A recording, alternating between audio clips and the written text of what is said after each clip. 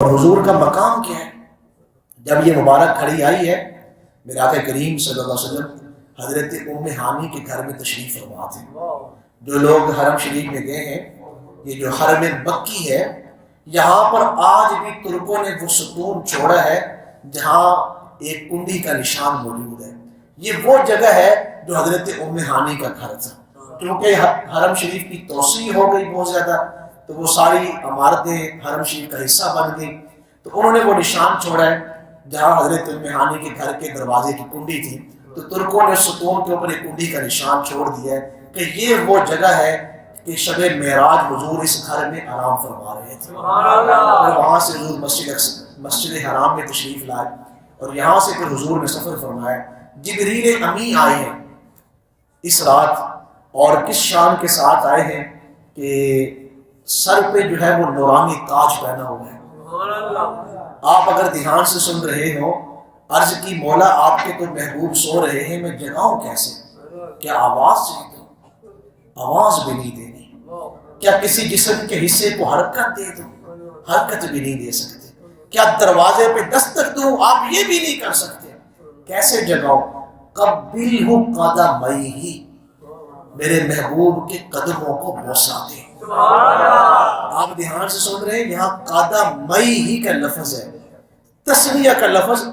ایک پیر مبارک کو نہیں چومنا، میرے محبوب کے دونوں پاؤں مبارک کو چومے۔ تو جبریل امی اپنے کافوری ہونٹوں سے حضور کبھی ایک مبارک پاؤں کو چوم رہے ہیں، کبھی دوسرے مبارک پاؤں کو چوم رہے ہیں۔ اعلیٰ حضرت نے اس لیے کہا تھا کہ سر پہ رکھنے کو مل جائے نالے پاک حضور، تو پھر کہیں گے کہ ہاں تاجدار ہم بھی ہیں۔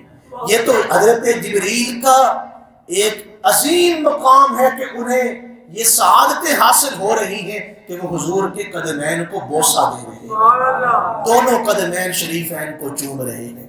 جب حضرت جبریل چوم رہے تھے میرے آقا کریم صلی اللہ علیہ وسلم کو، اس سے پہلے اللہ تعالیٰ نے کبھی نہیں فرمایا حضرت جبریل سے کہ آپ اپنا نورانی تاج پہن کے جائیں، لیکن شب معراج فرمایا نورانی تاج پہن کے جائیں۔ جیسے ہی جبریل امین نے میرے اور آپ کے آقا کریم صلی اللہ علیہ وسلم کے مبارک قدموں کو بوسہ دیا، تو جبریل امین کا جو تاج ہے وہ حضور کے قدموں میں گر پڑا۔ ان کا سر بھی حضور کے قدموں میں ہے، اور ان کا تاج بھی حضور کے قدموں میں ہے۔ فرمایا کوئی میرے محبوب کی عظمتوں کو گھٹا کیسے سکتا ہے، یا کوئی مقام مصطفیٰ کو سمجھ کیسے سکتا ہے؟ اگر سمجھنا ہے میرے محبوب کے مقام کو، تو پھر شب معراج جبریل امی کو دیکھو، جو نورانیوں کا سردار ہے، نوریوں کا جو سردار ہے، وہ اپنا تاج بھی حضور کے قدموں میں رکھے ہوئے ہے، وہ اپنا سر بھی حضور کے قدموں میں رکھے ہوئے ہے۔ میں ایک بات اور بھی آپ سے کہنا چاہتا ہوں۔ قرآن مجید اگر ہم پڑھ کے دیکھیں، قرآن مجید میں ایک آیت مبارک ہے، نحن اقرب الیہ من حبل الورید۔ اللہ تعالیٰ فرماتا ہے میں اپنے بندے کی شاہ رگ کے قریب ہوں۔ ہم جتنے لوگ یہاں بیٹھے ہیں، اللہ تعالیٰ ہماری شاہ رگ سے بھی زیادہ قریب ہے۔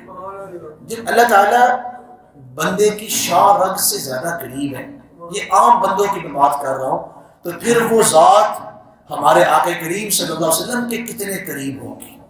کہ اللہ تعالیٰ حضور کے بھی اتنے قریب ہے جتنا وہ ہمارے قریب ہے؟ بالکل ایسا نہیں۔ اللہ تو حضور کے بہت زیادہ قریب ہے۔ جب اللہ تعالیٰ کی قربت اتنی زیادہ ہے تو پھر حضور کو قاب قوسین میں کیوں بلایا؟ حالانکہ اللہ تو پہلے قریب ہے حضور کے۔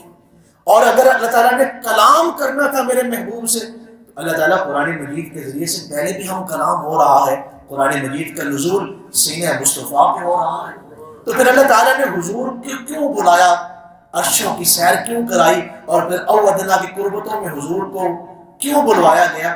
اس کے پیچھے وجہ یہ تھی کہ وہ قرب حضور کو عطا کیا گیا جو اس دنیا میں قرب عطا کسی اور کو نہیں کیا گیا، اور اس طریقے سے اللہ نے حضور سے کلام فرمایا، اس سے پہلے کسی اور کے ساتھ اس طرح کا کلام نہیں کیا گیا۔ اور اللہ تعالیٰ نے وہ نعمتیں میرے اور آپ کے پیارے محبوب کو عطا کی ہیں، وہ عظمتیں دی ہیں عرشوں پہ بلا کے، کہ حضور سے پہلے یہ نعمتیں اور یہ عظمتیں کسی اور ہستی کو عطا نہیں کی گئی۔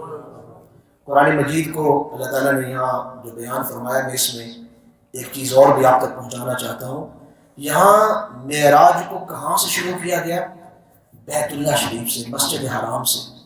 اور پھر دوسری جو منزل ہے وہ کون سی بیان کی گئی؟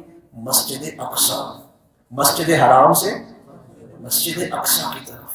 یہاں پر ایک بات اللہ تعالیٰ نے مسجد اقصی کی شان کے بارے میں فرمائی، الذی بارکنا حولہ. اے مسلمانوں، مسجد اقصی وہ ہے جس کے ارد گرد ہم نے برکتیں رکھی ہیں. یہ مسلمان بلا بیٹھے ہیں مسجد اقصی کی عظمت کو. یہ وہ جگہ ہے جہاں حضور کے خطبے ہیں. یہ وہ جگہ ہے جہاں 27 رجب المرجب کو اللہ تعالیٰ نے محفل معراج کروائی ہے. جب تمام نبی وہاں پر جمع ہیں اور پھر حضور تشریف لائے ہیں، پھر حضرت جبریل بھی تشریف لائے ہیں، تو ذکر کس چیز کا ہو رہا ہے؟ حضور کی معراج کا. یہ جو ہم 27 رجب کو اپنی مسجدوں میں کرواتے ہیں معراج شریف کی محفل، یہ ہم اس سنت کو ادا کرتے ہیں جو اللہ تعالیٰ نے تمام نبیوں کو مسجد اقصی میں جمع فرما کے حضور کی معراج کا ذکر کروایا.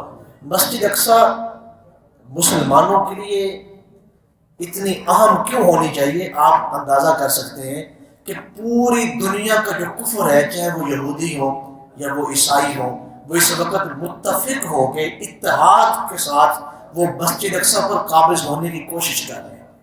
کبھی مسلمانوں نے اس بارے میں سوچا کہ اس کے پیچھے وجہ کیا ہے؟ فلسطین میں وہ کون سے خزانے ہیں کہ پورا کفر ان خزانوں کو حاصل کرنے کے لیے متحد ہو چکے ہیں، اور کئی وہ ملین اور کئی بلین ڈالر جو ہے اس میں خرچ کر رہے ہیں، اور کئی لوگ ان کے وہاں واصل جہنم ہو رہے ہیں. وہ اس کے پیچھے کیوں ہے؟ کبھی مسلمانوں نے اس بات پہ غور کیا کہ مسجد اقصی کے پیچھے وہ کیوں ہے؟ یہ قرآن مجید نے اس وجہ کو بیان فرمایا کہ یہ مسجد اقصی دنیا کی دوسری مسجدوں کی طرح نہیں. الذی بارکنا حولہ، ہم نے اس کے ارد گرد اپنی برکتوں کا نزول فرمایا. کون سی برکتیں ہیں مسجد اقصی کے نزدیک؟ اس کے ارد گرد میں یہ وہ جگہ ہے جو سرزمین انبیاء ہے. یہاں پر کئی نبیوں کے کمرے موجود ہیں، کئی انبیاء کے مزارات موجود ہیں، کئی انبیاء ایسے ہیں جن کے اوپر پہلی وحی مسجد اقصی کے قریب نازل ہوئی ہے. یہ وہ عظیم جگہ ہے جہاں اللہ کی رحمتوں کا نزول ہو رہا ہے. یہ وہ جگہ ہے جو ہر وقت اللہ کی رحمتوں کی برسات میں ہے. کتنے ہزاروں کی تعداد میں انبیاء کرام ہیں کہ ان کے مزارات اس مسجد کے ارد گرد ہیں. اس کے قریب فلسطین کے قریب ہی ہے اردن. ہم نے ارادہ میں نے کیا ہوا ہے کہ میں اردن کی سرزمین پر اللہ تعالیٰ مجھے توفیق دے تو شاید قریب زمانے میں اردن کے سفر پر جاؤں. اللہ تعالیٰ مجھے اور آپ کو یہ توفیق دے. یہ فلسطین کی سرزمین اور یہ اردن کی سرزمین، جسے آپ جو ہے وہ سعودیہ اور فلسطین کے درمیان میں ہے یہ اردن. اس کا جو شمالی علاقہ ہے جس کے اوپر اس وقت اسرائیل نے تقریباً 10 ملین کے قریب جو ہے وہ اماؤنٹ مقرر کی ہے، 10 ملین کہ ہم اس علاقے پہ قبضہ کریں گے. یہ وہ سرزمین ہے کہ یہ سرزمین بھی انبیاء کرام کی مسکن ہے. اردن کی وہ سرزمین، اصحاب کہف کا مسکن وہاں پر ہے. اصحاب کہف کا آپ نے ذکر سنا ہوگا. حضرت معاذ بن جبل جو عظیم صحابی رسول ہے، جن کا میں نے کئی مرتبہ ذکر کیا کہ جن کے بارے میں حضور نے فرمایا تھا معاذ میں تم سے محبت کرتا ہوں، ان کا مزار پر انوار اردن میں، اور ان کے بیٹے حضرت عبد الرحمن بن معاذ بن جبل ان کا مزار بھی اردن میں، حضرت ہارون کا مزار بھی اردن میں، اور حضرت عیسیٰ اور حضرت موسیٰ کی وہاں سے گزرگاہ جو ہے یہ اردن ہے. یہ نبی یہاں سے گزرے ہیں ان راہوں سے. یہ وہ عظیم شہر ہے جہاں انبیاء کرام کے مزارات ہیں، صحابہ کرام کے مزارات ہیں، انبیاء کرام کے گھر ہیں. انبیاء کرام کے اوپر وہی ان عظیم جگہوں پر نازل ہوئی ہے جسے مسلمان آج بھلا کے بیٹھے ہوئے.